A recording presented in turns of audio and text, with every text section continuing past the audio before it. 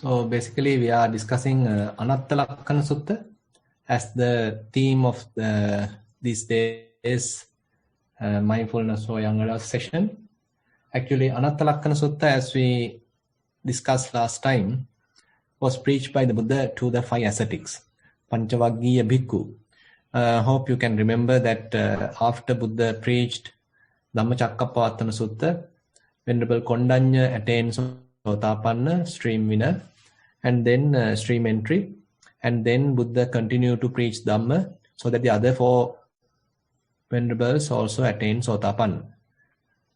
Now after everyone became Sotapanna, then Buddha preached Anatta Lakkhana Sutta, which is talking or emphasizing about the non-self characteristics. And after hearing that, all the 5 ascetics became arahants. So this teaching is fairly unique to the Buddha's teaching. And if you consider various other religions, they always talk about creating God or some kind of an external entity, some sort of lasting, ongoing soul, undestroyable, eternal force. So these kind of teachings are there. But if we consider Buddha's teaching, Buddha reject all those soul-related belief, and he say that things are happening due to causes and conditions.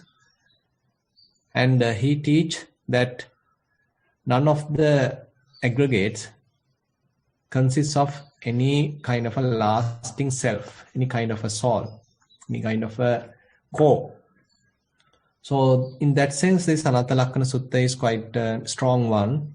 Here Buddha takes one by one the 5 aggregates and explain that none of them have a lasting soul or core or some sort of a heartwood. Now, last time we discussed about the form, that if we consider, say, our body, so we can't say that let this body be healthy always, let this body be always beautiful, let this never become old, let this never subject to any kind of aging. So we can't say like that.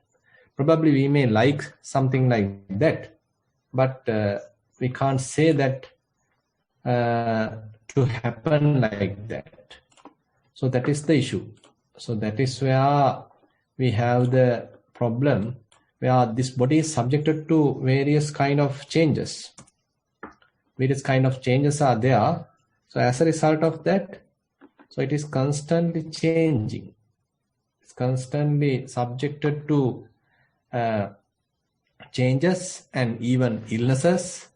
And so due to that, we even today have a lot of trouble. Now the whole world is going through the COVID pandemic.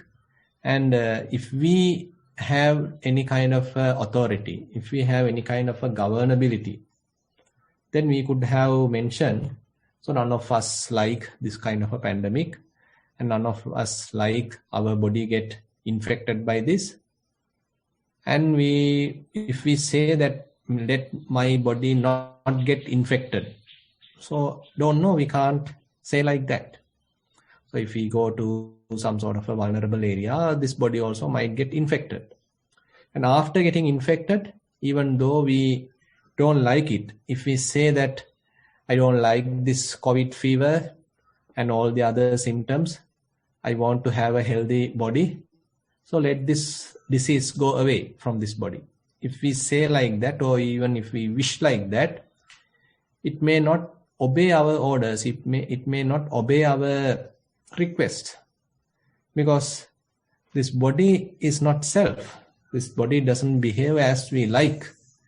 This body doesn't ask what we say. So it is always subjected to aging. It is always subjected to this kind of various illnesses. It is so vulnerable. So Buddha uses this point in this Anatta Lakkhana Sutta, and he say, because form is not self. For if because form were self, this form would not lead to any kind of affliction. So if this form, if this body is a self, then we should be able to keep it in our control. So then it may not undergo any kind of an affliction, because we don't like any affliction, any disease, any uneasy situation we don't like. Since it is not ourselves, since it is not governable, or since it is not under our authority, then it is subjected to various illnesses, uneasy situations, uncomfortable situations. And but because form is non-self, form leads to affliction, and it is not possible to have it of form. Let my form be thus, let my form not be thus. So assume that I want to have a beautiful body. So I can't wish, may I have a beautiful body. Assume that today my body is not that beautiful. Now I have grown. It has become aged. It has become decayed. It has become somewhat ugly. And I wish to have a very youth, say, beautiful body. If I wish like that, it may not going to change, because it is not in my control. So this Buddha, using this kind of logic, so he continued to explain that even the feelings also have the same situation. Assume that we want to have a sort of continuous happiness, happy, pleasurable feeling we want to have. And it could be a very pleasant situation. It could be a very, say, happy, pleasant experience. So we want to have such experience for a long time. And we wish for that. But all of a sudden, everything can change. Suppose we are driving in a car and say we are in a quite happy mood. Everyone is talking and we are enjoying something. Someone is cracking a joke and we all are laughing.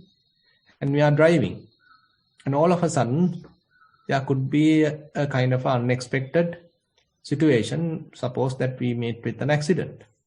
So all of a sudden everything going to change. So that happiness that we were enjoying, that pleasure that we were enjoying, all of a sudden collapse. Now everyone is panic, and all are in a sort of a very frustrated, unhappy, sorrowful situation.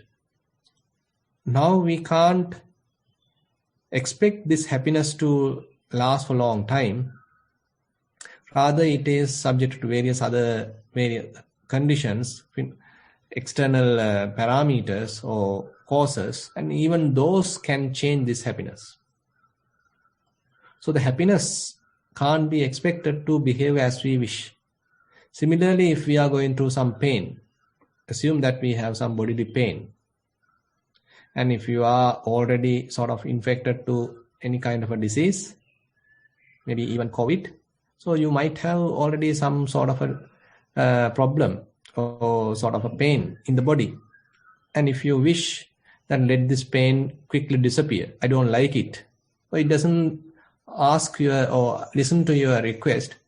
It may take its own time to cure. So that we actually know.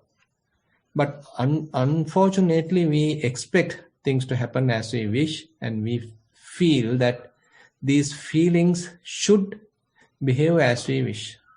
These feelings should be able to control as we wish. So this is a kind of an undercurrent that we have. Now Buddha therefore asks, so what would be the situation for feelings? Vedana anatta. Vedana cha hidam bhikkave atta abhavissa naidang vedana abadaya samvatte. Monks, these feelings are also non-self. Since they are non-self, they also are subjected to various afflictions, to various ups and downs. We don't know when a happy, pleasurable feeling going to change into a painful feeling. We don't know when this existing painful feeling going to change, going to disappear, and to say a equanimous feeling going to happen. And even an equanimous feeling, we don't know how long it's going to last. So it has various other causes. And when those causes are causing or these causes coming to being. So the resultant feelings are also changing. So those causes are not in our control, and hence the resultant feelings are also not in our control. Now, therefore, Buddha constantly draw our attention to this impermanent nature, this changing nature. And therefore Buddha asks, Tankim manyata bhikkhave, Vedana niccang va niccang vati. What do you think, monks? Are these feelings permanent or impermanent? So the monks answer, yes, Bhante, they are impermanent. Now this is not something they answer simply by book knowledge or out of faith to the Buddha. Rather, they have their own understanding. So they were observing various phenomena, especially here the 5 ascetics, 5 monks. So they are already stream winners. So they have their own understanding. So they have observed these various phenomena, various feelings in this situation. Now they know very well when a pleasurable feeling arises, it has its own lifespan, and it has destined to have some kind of a lifespan. Even in between, it can change. There may be other conditions which can abruptly change the lifespan. So, likewise, these feelings are not kind of a pre-programmed or sort of scheduled kind of feelings. So various other causes and conditions can change their behavior. So the feelings can change into, say, pleasurable feelings can change to equanimous feelings. They can change to painful feelings. So likewise, so these feelings are quite impermanent. And again, if you are closely observing these feelings, probably you may notice that it is not a single feeling. It is a collection of various feelings, minute feelings. The resultant effect we feel like, or we notice like, a single feeling. But if we closely observe, if we closely analyze, we can recognize it's a collection of feelings. They quickly change, they quickly arise and quickly pass away. So if we consider this minute feeling, so it quickly arises and quickly passes away. So Buddha very beautifully mentioned that simile of the rain. So when a raindrop touches the water surface, there's a water bubble. So that water bubble instantly bursts. Assume another raindrop touches the water surface. Then another water bubble arises. But it quickly bursts. Assume it's a heavy rain. So at that time, constantly these water bubbles are arising, and quickly they start to burst. Now, this is the picture that Buddha gives us, or the simile analogy that Buddha gives us for these feelings.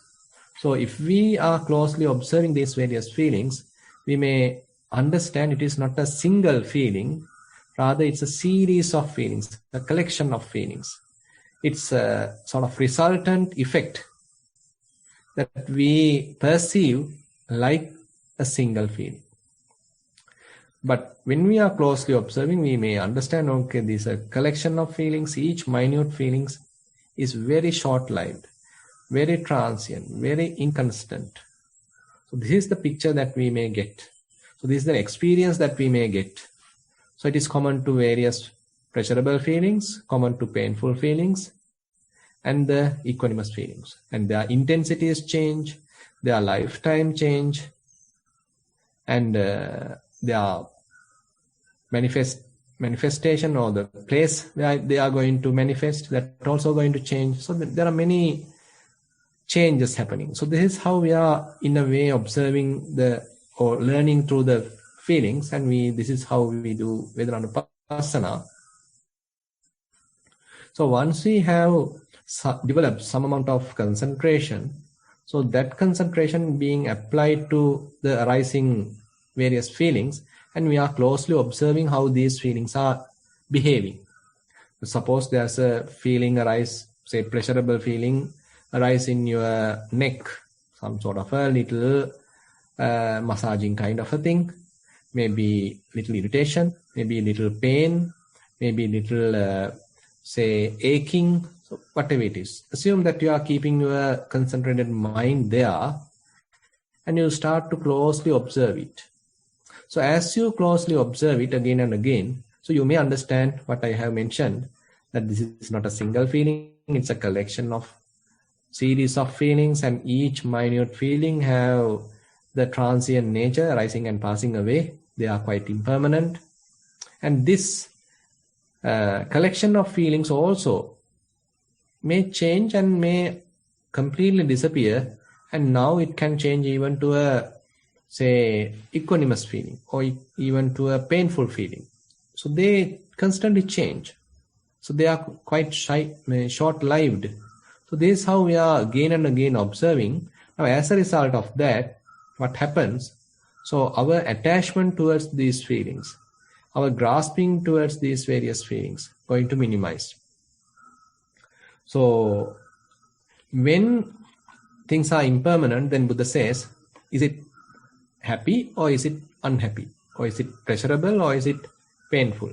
Or is it possible to consider them as satisfactory, or are they going to provide unsatisfaction? Then monks answer that they are going to suffer. It is kind of a suffering, kind of an unsatisfactoriness.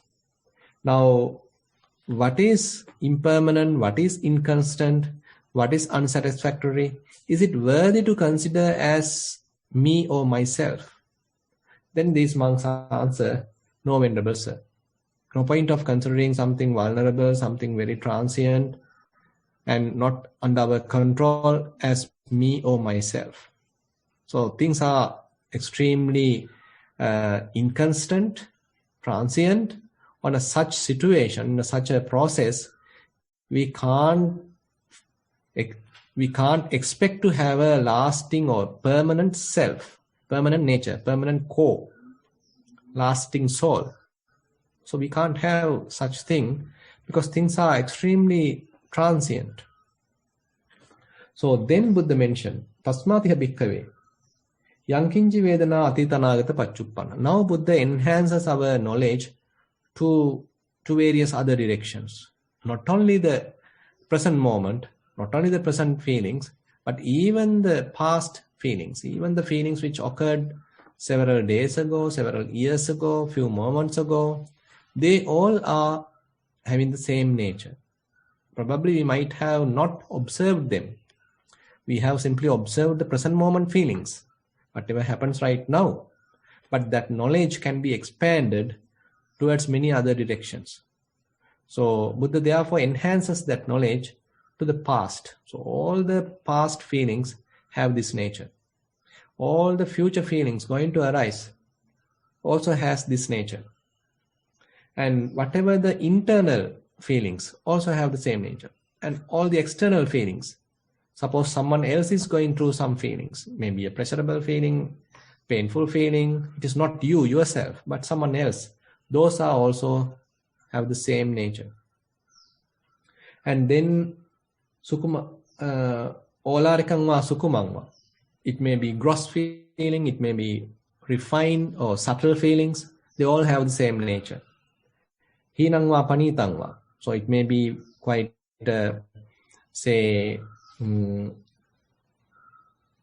inferior ones or superior ones that also have the same nature.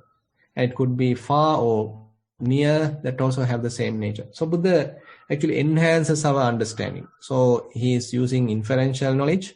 As a result of that, we can understand, even though we use our own body and the mind to do this experiment. And through that experiment, we have various insights. So those insights is not limited to our body, not limited to our mind, but it can be expanded towards various others as well, to other beings as well. So they also may go through various feelings, and those feelings also have the same nature. It is not something unique to me. It's a kind of a common characteristic. This impermanent nature, this unsatisfactory nature, this non-self nature is not only for me. It is common for everywhere, to everyone. Whoever is subjected to feelings, whoever is going through various feelings, they have this nature. So then Buddha mentioned, so if one understand that, So it is not me, it is not mine, it is not myself. So Netam mama neso hamasim na meso attati. Eva metang yathabhutang sammapanyaya dattambam. So whatever these feelings, it may be past, present, future, far, near, inferior, superior, internal, external, none of these feelings are me, mine, or myself. And then Buddha mentioned, Evam passam bhikkhave sutava ariya savako vedanayapi nibbindati. So one may continue this practice for a while. It is not that single day that you may get this understanding. Again and again you do this reflection. Again and again you experience this. You are directly experiencing how these feelings are changing, how they are rising, how they are changing, how they are passing away. And you are even enhancing that knowledge even to the outside. So if you do this sort of a practice, so your knowledge, your understanding broadens, and your experiential knowledge further improves, increases. And once it reaches to some culmination, then Buddha mentioned, Evam passam bhikkhave sutava ariya savako vedanayapi nibbindati.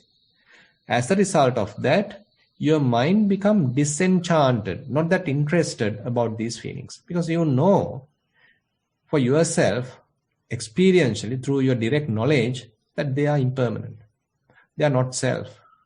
They are unsatisfactory. They are beyond your control. And they are subjected to change. So you know very well. As a result of that, now you are not going to claim them as me, mine, or myself. As a result of that, now you have a kind of a detached attitude towards these feelings. There may be pleasurable feelings, but you have some detachment. Now you are not going to hold them. Now you are not going to sort of grasp them. You are not going to wish that may I have more and more these kind of pleasurable feelings, because you know they are impermanent. You know that they can't provide you lasting happiness. You know that they are not yourself. As a result of that, now kind of a separation happens. Now a kind of a disenchantment happens. Now it's like, now feelings are there, but you now observe like a outside person. The body may go through various feelings. The mind may go through various feelings. But now you are not inside those feelings, or you are not grasping those feelings. You are not claiming those feelings as me or mine, myself. Rather, now you watch them as a third person, as an outsider. Now kind of a detachment has happened. Kind of a disengagement has happened. Nibbindam virajjati. As a result of that, now you have kind of a dispassion. Instead of passionately holding them, now you have dispassion. Even pleasurable feelings are there, you are not attached to them. You have kind of a dispassion. Even painful feelings are there, you are not sort of repelled by them. You are not hating them. You have kind of a dispassion. Even the various equanimous feelings are there. You are not ignoring them, or you are not rejecting them. Simply you have kind of a dispassion, and you know they also come and go. So viraga vimucchati. As a result of that, now you may feel that various feelings are there. They come and go. Now you have your own kind of an independence. The mind likes to stay quiet. Mind likes to stay secluded. Mind doesn't want to go and get involved. Feelings are there. Previously we get involved. Previously we attach. Previously we sort of repelled. But now feelings are there. They may happen. But the mind is not interested. The feelings appear like distant. They come and go. They mind their own business. The mind has its own freedom. Now this freedom now going to slowly emerge. Nibbindam virajjati, viraga vimucchati. As a result of this dispassion, say as you are continuing the practice, so the mind may feel kind of a freedom. Now it is free from any feeling. Feelings have the nature to come and go. Feelings have the nature to arise and passing away. Now those feelings are little far away. or all have sort of calmed down, all have ceased, now mind has nothing to observe. Whatever the feelings arisen have now disappeared. They all passed away. Now you are not going to attach with the form. You are not going to attach with the body. You are not going to keep your attention on the breath or rising and falling or various other element characteristics. So you are not going to do that. And again, you assume that your mind also free. Mind also doesn't have any kind of a thought. Mind also very silent. It's completely like transparent. Nothing is there in the mind as well. And whatever the feelings were, that also have disappeared. Now the mind has its own solitude. Mind has complete kind of a freedom. There is nothing close by. Just the pure awareness is there. Viraga imucchati imuttasmin imuttamiti jnanam hoti. So once this kind of a freedom is available, so the person, the practitioner may know, okay, now mind has freed. There is nothing there now, nothing to hold. Whatever the bodily phenomena, they also have calmed down.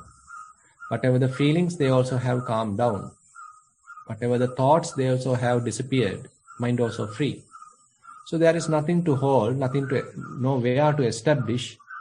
So mind has its own freedom, mind has its own, say, spaciousness, has its own non-grasping nature, and the mind may experience such. So this is what Buddha mentioned related to the feelings. And with that note, I like to conclude today's Dhamma sermon. Now I open the session for questions. I'm sorry, Bhante. Currently there are 2 questions.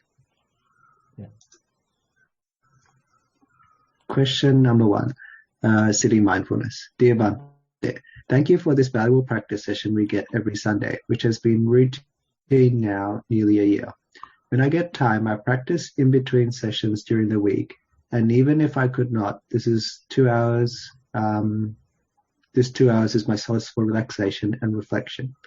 Regarding my sitting practice, based on Bhante's guidance, I use breath as my main object of mindful observation. When the breath calms down and becomes subtle, I reach a state where there is not much to observe, as described by many in this forum. During this time, the focus shifts to the body and some elemental characteristics can be observed. The body becomes soothing, calm, and relaxed at least during the first 30 to 45 minutes of sitting. I also feel the weightlessness and floating like happy feeling from time to time. I use this as a signpost in the practice. Lately, I started thinking that my practice is now entirely motivated toward this calm and relaxing nature. From the beginning, I seem to look for it, and when the stage reaches, I feel happy and try to indulge in it as much as possible. This observation is not from a single session, Bhante, and I am not so smart or sharp person to recognize this from one go. I must have done this in the last 6 to 7 months in every session, and only now recognize that something is driving me. Should I consider this body comfort as a sidetrack deviation and focus on something else, or start observing the indulgence I have with it? Is this a doubt or valid concern, Bhante? With metta, that's the end of the question. So as far as I can consider here, it seems that you were practicing for a while and you are able to recognize various, say, bodily phenomena.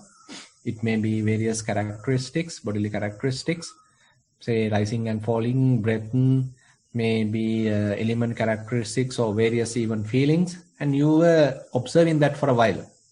So this observation is quite important. So I hope that you did this. So as a result of that, you have gathered some knowledge.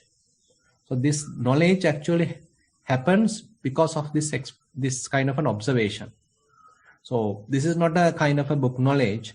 So book knowledge may be there with you, but what we emphasize here is the experiential knowledge, that you have observed various bodily phenomena and how they behave.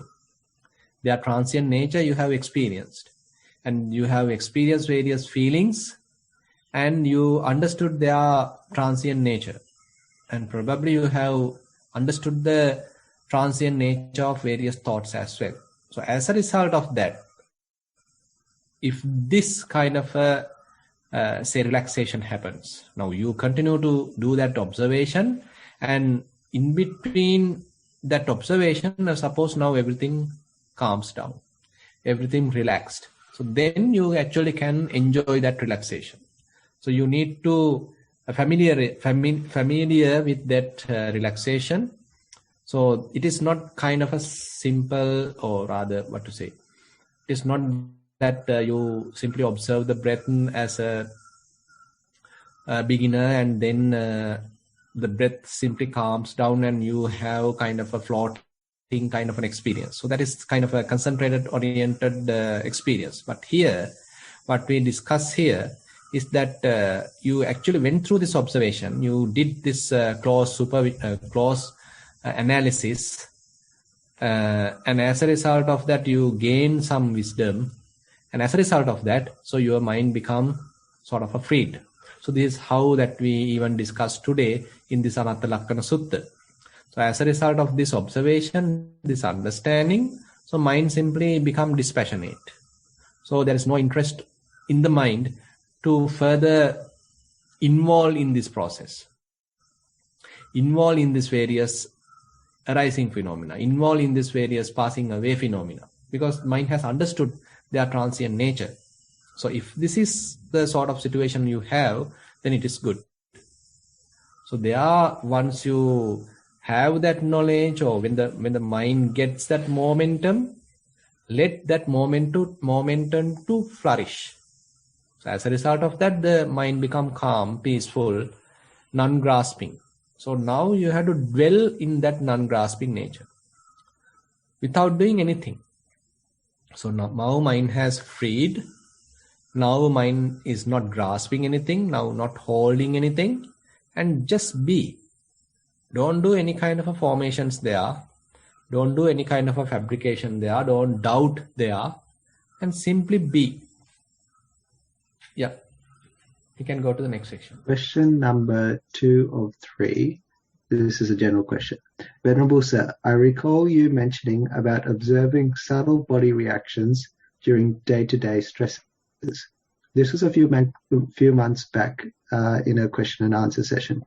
We are reading, listening, and seeing horrific news every day, and especially lately about COVID outbreaks and people dying in a miserable manner. Since these are overwhelming, I started observing the body while watching TV. I realized that there are some subtle changes happening when the mind is unsettled. My neck gets stiff, face wrinkles, saliva comes to the mouth often, and the mouth becomes dry quickly. A small vein above my ear starts beating, heart rate increasing, heavy breath, etc., etc. I could not keep my attention to these subtle changes for long and got carried away quickly, but thought of using this technique when possible. Appreciate your advice how to apply these body observations continuously. Much merits. That's the end of the question. Yeah, that is also a very good approach. So sometimes we don't have maybe even the courage to look at the mind directly, and we might not even sometimes have enough mindfulness developed. So on such situation, actually, instead of looking at the mind, you can pay attention to the body. So as you quite correctly mentioned, so there may be little stiffness, maybe you are keeping your hands in a tight manner, or there may be various tightness in your various muscles, maybe facial tissues, that you are crunching teeth, you are thrusting, using the tongue upon to your, say, teeth. So likewise, there are many different ways that we unknowingly actually have these bodily reactions. So body get subjected to these various kinds of say tensions. So if we are able to recognize these tensions, if we are able to recognize all these subtle aspects within the body, then we can release them. suppose you are keeping your hand very strongly to something, and you are taking kind of a say grip from that hand holding. So if you simply relax that hand, then quite a lot of stress has released.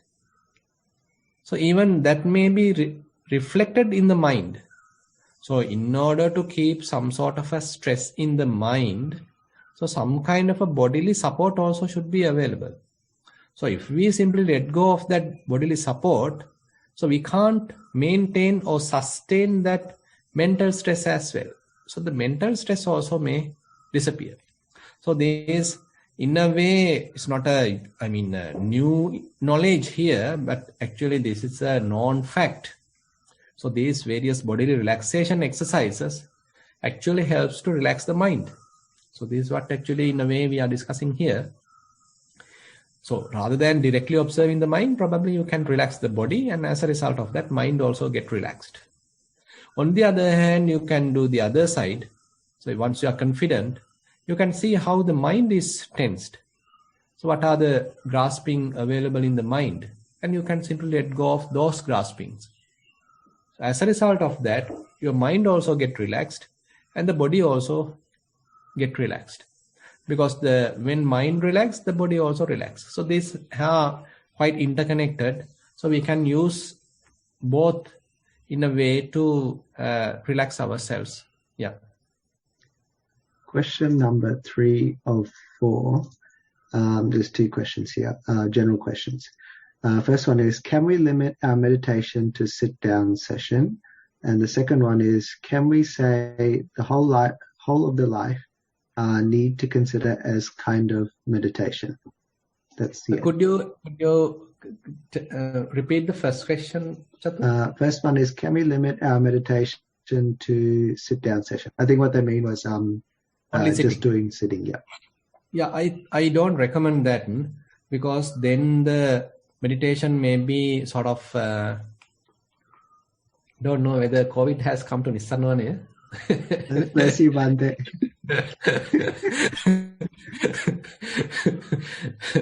So, by the way, we are in a far forest and we are enjoying a lot of freedom, even though many areas are now locked down. Anyway, so actually, I don't recommend the the continuous or rather only sitting session, because it can lead to, or it can bias towards concentration. Now, as you know, there are 5 faculties: Saddha, Viriya, Sati, Samadhi, Panya, faith, effort, mindfulness, concentration, and wisdom. So among those 5 faculties, we have to keep an eye on mindfulness, concentration, and wisdom. So if we simply do sitting practice, there's a high probability that our mind may tends towards concentration. So immediately your mind get concentrated and you are getting to some sort of an absorption or sort of an unknowing area, and you may simply dwell there. It could be very blissful. It may be a very comfortable situation, but there is no wisdom going to develop. You can stay there for many hours. It's a kind of a pleasant abiding. That's all. Wisdom is not there. So that is why Buddha mentioned, say for example in Salleka Sutta, even if you are in various absorptions, first jhana, second jhana, third jhana, fourth jhana, or even immaterial jhana, Buddha says it's true that they are quite blissful. It's a very pleasant abiding, but I am not saying that they contribute towards the fading away of various defilements. I am not telling that it helps to cut off the defilements. So that is the Buddha's words. So that is why Buddha mentioned the practice of vipassana, where you need to constantly observe the nature of various phenomena, all the conditions phenomena. So whatever the phenomena you are able to experience, and you need to observe them. So this observation is possible not only in the sitting posture, but even in the walking posture.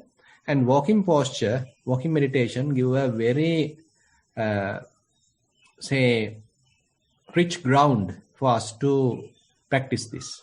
Because there are the concentration is not the one going to be emphasized, is the mindfulness is the one going to emphasize. So you constantly change the bodily posture. When your left foot is touching the ground, there you pay attention. When your right foot is touching the ground, there you pay attention. So likewise, you are constantly paying attention to various objects, and they also subject to change. Now there is no single object for you to observe, rather a series of objects are there. They also are quite vulnerable, quite changing. As a result of that, it is more oriented towards vipassana. So if you are able to combine these two practices, say sitting practice as well as the walking practice, then there's a high possibility for you to gain a lot of wisdom, and you can further enhance this to various day-to-day activities, daily activities, and then, as you mentioned in the second part of the question, then the whole life become kind of a meditation. So it is actually happening naturally. If you are a good practitioner, then it is not kind of an effortful kind of situation, rather you enjoy it.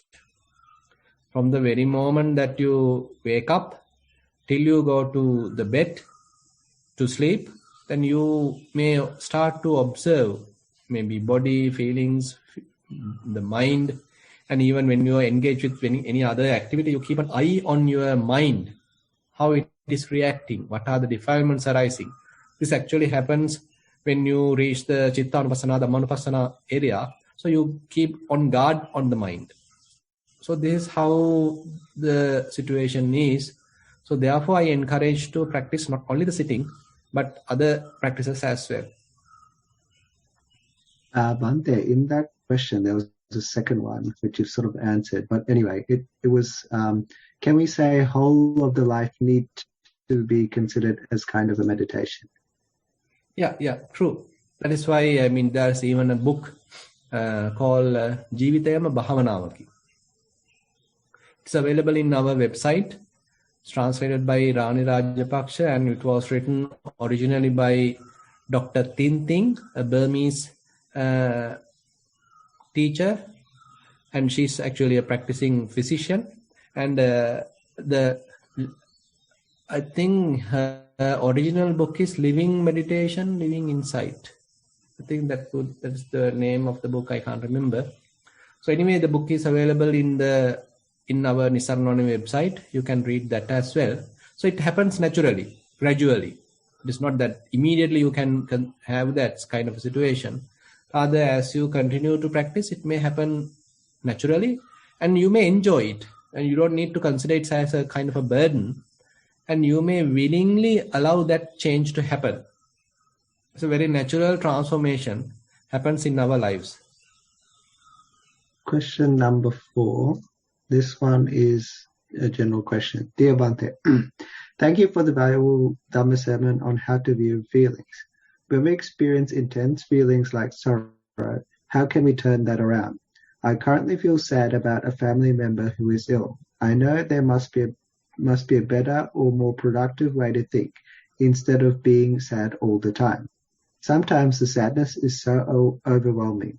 What can we do in such situations for everyone's well-being and to support the person who is unwell? With metta, that's the end of the question.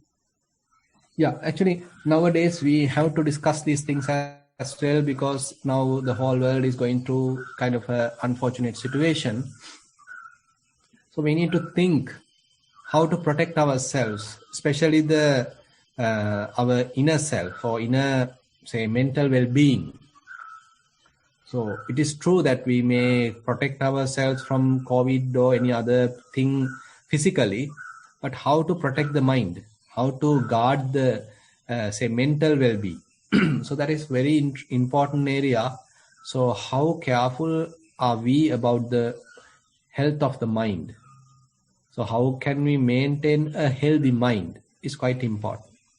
So as you mentioned, as we discussed, so if we continue to watch TV these days, continue to watch various news, so ultimately we get depressed. Because everywhere the situation is sometimes getting worse, and people are dying, and things are sort of aggravating. So if we again and again see these things and think on these, and we do kind of a proliferation, then we are messing up the thing. So therefore, don't too much watch news. So that is very important. So maybe one time per day is more than enough just to get an update, and then simply forget it for the time being, and have something, say, kind of a drive, or what to say, kind of a positive atmosphere, positive feeling into yourself, because this is also going to change. So we can't say this pandemic is the end of the world. So this also may change. So we have to have some sort of a hope in that. So, and again, think something positive. Say, don't allow the mind to again and again ruminate on this kind of a situation, or thinking about that particular person again and again, and going to happen that thing, this thing, and always sort of anticipating some sort of a bad. Rather, think of the good side. Say how these situations are going to teach us. So what are the possibilities available, and what are the lessons we can learn from this situation even. And on the other hand, how we can see the better side, and how we can have some sort of a gratefulness even to the current situation. Suppose you are in a particular place, you are still safe, and appreciate that. Say, there are many other people who are also very vulnerable and quite already gone through a lot of suffering comparatively, so we are in a better situation. So that we can appreciate, and even the people who are looking after us, who are helping us, guiding us, and sort of trying to keep us safe, that we need to appreciate. So we, rather than say blaming others, okay, they didn't do enough for us, the government didn't do enough for us, they didn't order things quickly, and they did this, they did that. So likewise, always try, without, so that kind of a fault finding attitude not going to help us. Instead of going through that sort of a fault finding attitude, why not are we thinking that they are doing their best? So this is why I am at least safe for the moment. If they simply neglected their behavior or simply neglected their responsibilities, assume that we all are already dead. But at least for today I am alive because they did something. They did something good. So they are doing their best. The doctors are doing their best. Nurses are doing their best.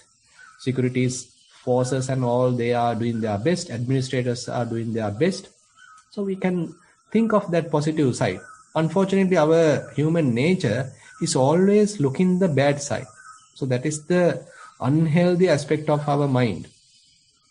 So if we are able to sort of purposely, deliberately think in the positive side, so that actually help us, rather than wounding ourselves, rather than say torturing ourselves, instead we can simply see the better side, the good side, and that actually helps to heal ourselves. So we become happy, we are sort of with a pleasant smile.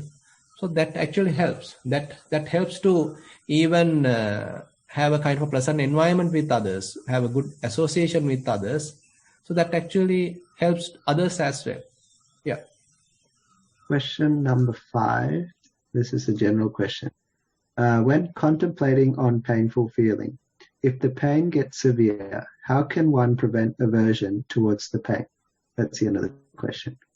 Yeah, so that depends actually. So if you can't bear it, so don't try to sort of go through it with a lot of crunching teeth and that sort of an attitude. That is wrong. Either you simply change the posture, or you simply get up and go for the walking. So it is not expected for you to go through all the pains and you have to bear all the pains, you have to torture yourself. It is not expected. Yeah.